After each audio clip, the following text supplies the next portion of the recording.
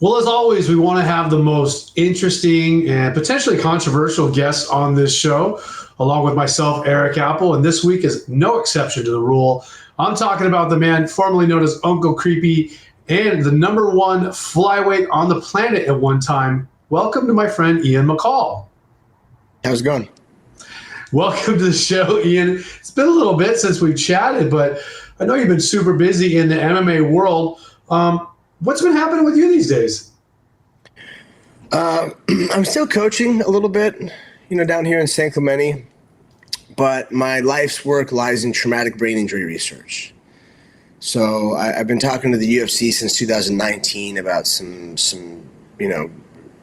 traumatic brain injury research I'm doing with things like psychedelics, trying to show the world, the healing potentials, also the performative benefit of these medicines. Now, I know there's been a lot of progress in that field over the last decade, even 15 years, and you've been a part of all of it, it seems like. Yeah, I've worked with major universities like Johns Hopkins and University of Miami. We just had a booth at MAPS. We have the best team on the planet right now with Onaya Science. My nonprofit's called Athletes Journey Home, and we take athletes to facilities like Experience Onward in Oregon for mushroom studies, or we take them to the Ayahuasca Foundation in Peru to do ayahuasca studies.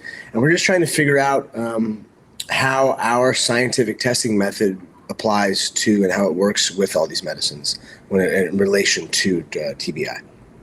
Now, what's it like trying to do all this in a formal capacity, an official capacity, as far as being approved by everybody involved? Being in the legal realm of psychedelic drugs. Sure. We have done everything in our power to legitimize ourselves. The scientific team we have the first PhD of ayahuasca on our team. We have Nais, our psychopharmacologist, Dr. Wei Feng. They've given TED Talks on this sort of thing. From a nonprofit perspective, everything's registered. We have bank accounts. We only work within the legal bounds at this moment. We have a multi-site, multi-medicine study through the University of Lima, Peru, that they were so gracious to give us, which is the first of its kind ever. We can study any medicine anywhere. And that even says we can study in the underground, which I'm not going to do right now because optics, either way, it's data for me, but I want to show people and also to make our people comfortable knowing this is legal. We're not in someone's, backyard doing this, or we're not at some shady place. This is under strict supervision with the best coaches, the best protocols, the best medicine scientifically we can. And just, people like creature comforts. Getting people even to go to, let's say, Peru has been a really tall order for us, to get people to go to ayahuasca 5 times over 2 weeks. It's much easier to say, hey, come to Oregon, take some mushrooms. We got that's the retreat center. We have a nice Airbnb with a chef, we're trying to take care of people as much as possible and kind of meet them where they're at. Tell me how positive and rewarding has it been to see the invisible walls or barriers to this come down over the years, because there were so many blockades before, and I'm sure there's a lot less now. Yes, you have the Maha movement with RFK. He's saying that within 12 months, the veterans will have access to psychedelic therapies. And I took my model from Heroic Hearts Project, which is a veteran-based 501c3 in the psychedelic space. They're incredible. And I take my same research team. If the veterans are doing it, my people are going to do it too. We've got, if you look at, special forces guys, for instance, my mentor ran SEAL Team 6 for 20 years, Jason Henderson. And they are the super athletes of the military.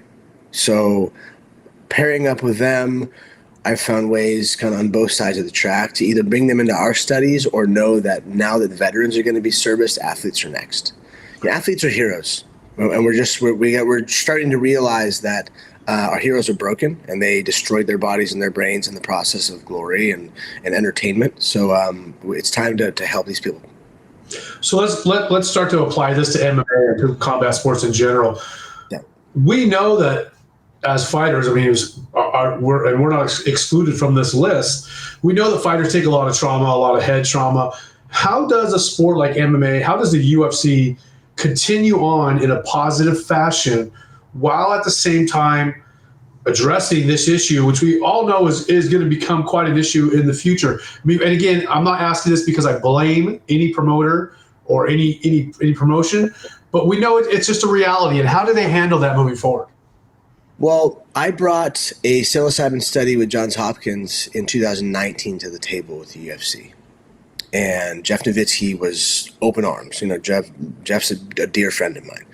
And he said, okay, if you want to try this, then you have to give me the FDA and a major university. And I said, I already got this in the call before I called you, because I know what you need, because I was already trying to build them a post-fight concussion serum and have a certified FDA lab and all that. So I kind of understood how I had to build this up. That didn't work for whatever reason. Then I went on HBO and I helped Dean Lister heal. I was on HBO Real Sports, my favorite show of all time. And I sent that video to Dana, and Dana right away texted me. Before my family members, Dana texted me back and was like, hey, I'm really proud of you. Like fucking. So then he had Jeff Nowitzki contact me a couple of days later. They tried again, still fell through. I brought University of Miami to the table with another study. That fell through. So the UFC's, you know, they're the reason why I've been in Forbes twice because of this. They're the reason why I've been in the cover of LA Weekly, which is 16 million copies with my face on it. It said, fight shaman. Like the one word I said, don't use, shaman. They put on there, of course. But, you know, they're into it. But now that they went public, they told me, look, we can't publicly work with you. We can't work with you at all, really. Like that. But we can't even really have these conversations anymore because we're a public entity. So what that means for me, and I already knew this, is I have to legitimize myself as much as possible. Like I have to have the study that I have and the universities that I work with and the team of like over 20 different PhDs and scientists that work with me, all for free at this point. You know, I have to have the list of people that have already gone through everything so I can show them the data. 205 people I need to put through this service. And then I can go back to them and go, look, this is you know what we're doing. I mean, right now, you know, the lawsuit with all the UFC fighters, there's $375 million being paid out to us. Sure. I'm one of those people. So within those people, there's a WhatsApp thread with over 600 people on it. And I've been posting all my pitch decks and my scientific literature and kind of the mini documentary that we shot in Oregon. And everyone is now going, wow, like this is incredible. And thank you. You know, like you're going to heal. Everyone's messed up. We know that. You know, you got like BJ's going through what BJ's going through. You got Nick going through, Nick Diaz, what Nick's going through. These are just public things we can talk about that we can see. There are so many people that I talk to and deal with that are not doing well. Yep. And that's an overwhelmingly large percentage of athletes are like that. They don't have any money. They're completely broken mentally and with the brain damage. You know, they're confused. They're depressed. Suicidal ideations, addictions, anger, all these sort of things. So it's now my job to start testing these people. In the UK rugby has a class action lawsuit as well going on because 177 players to date have been diagnosed with early onset dementia. And we haven't started testing fighters yet. I know the results we're going to get, and it's I don't want to say it scares me. It hurts to know what I'm going to get. But the thing is I come with a solution. Talk about moving forward with that solution, or what else? The solution. Well, I realize most people don't care about athletes. They don't. You know, the one big donation we got was Mark the Shark Irwin. He got the owner of BKB, the bare knuckle organization he was champion with, to donate $50,000. But this is Mike actually cares. But he owns an organization. You know, the adoring public doesn't really want to donate to us. So I'm trying to find ways, partnerships I can create with brands where they can help us raise money for this through awareness and through donations. Because people, whether you own a sporting organization or Monster Energy or even, online betting platforms, you're profitizing off of violence and or profitizing off of our brain damage, off of our bodies. Like, we're a commodity. And I'm not saying stop. Don't stop. This is great. I don't want sports to ever stop. I just want these athletes to go and live their best life. And maybe they're going to do psychedelics in that process to be Aaron Rodgers or Kelly Slater, two of the greatest of all time who took ayahuasca and then did better. I think Aaron won 2 Super Bowls, Kelly won 2 more titles. Like, these are 2 legitimized people who have this story that's out there. Sure. But then you have the rest of everybody else that's trying to go into retirement to figure out what's next, what's the path. Yeah. And also, we got to heal your brain first. That's the first thing. And we're going to collect data. And if we're going to pay for it, I'm going to have to run a bunch of tests on you. I'm sorry. But that's just how this goes. It's very expensive.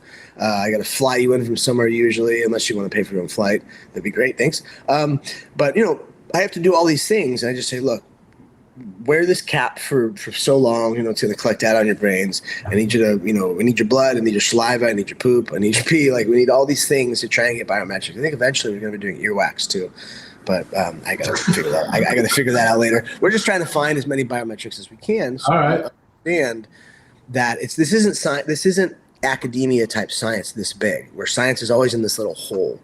I don't know if you ever knew my love for science, but it's very pigeonholed because that's how it works. With us, we're testing over 1 million markers in the human genome. We're doing all the certain tests I just mentioned, neuroimaging before, during, and after. So not only is it very expensive, but it's a huge data set that we will own all that information to understand that ibogaine does this, ayahuasca does this, mushrooms does this, Amanita muscaria mushrooms do that. And then we'll be able to obviously sell that data for a lot of money one day. It's not why we're doing this, but there's like these things that I've had to learn within business where people are like, hey man, if you're not turning a profit, people don't want to do this. If you don't have assets, if you don't have real estate, if you don't have these things, like, we want to start building a center for athletes to go. You have these recovery salons that are popping up everywhere. Yeah. Listen, that's a big goal. We're going to be going over time here in a minute. So all that stuff is awesome.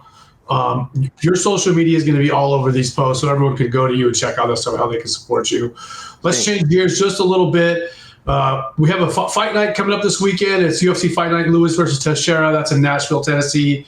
Derrick Lewis, big name. Stephen Wonderboy Thompson, Calvin Guitar. Those are 3 big names on the card. Not earth-shattering, that one. But the boxing matchup, Shakur Stevenson, William Zepeda, 2 southpaws, 2 differing styles. Shakur Stevenson's a massive, massive favorite.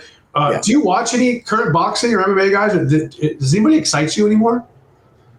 I watch a lot of boxing, and I watch a lot of bare knuckle. I watch a lot of MMA. I shouldn't say a lot, but I watch it. I do.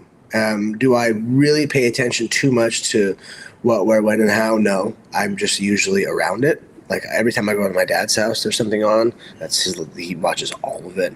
Or I'm always, like, if I'm on social media, I'm constantly looking at fighting. But I don't know. It's more like, that's more my distraction, I guess, because my life is so immersed in my research and building out what I'm building out in my life. Yeah. But yeah, I obviously I watched it enough to pick apart technique, and like it's I don't know. I've always had a weird view on watching fighting anyways. Like, I don't really watch any feelings on the current flyweight champion or the flyweight matchup we just saw? That was a great fight. He's Pantoja's a great champion. He's really dangerous everywhere. And is he missing something? Maybe like some star power. I don't know. Maybe I don't see why he wouldn't have it. I guess maybe it's not being outspoken. I've never heard him actually say anything. Yeah. But his performances in the cage are stellar. He's arguably looking at coming up on one of the greats of the division for sure. Yeah. Well, there's nobody better to give their opinion on the number 1 featherweight champion in the world than the former number 1 featherweight champion. Remember, flyweight. I keep saying featherweight. Remember, it was the Tachi Palace days. They were the first ones to really give a platform. So thanks to those guys. I think it was Christian back then who was in charge, right? I think so. Yeah. They we had to figure out who was the best, and I was like, "Oh, you figured it out." Give me a shot. Well, thanks Ian McCall for joining us, Uncle Creepy. Again, check out all of his socials on ours. We will link to it. Until next time on The Fight Guys, stay tuned if you're a fan of violence.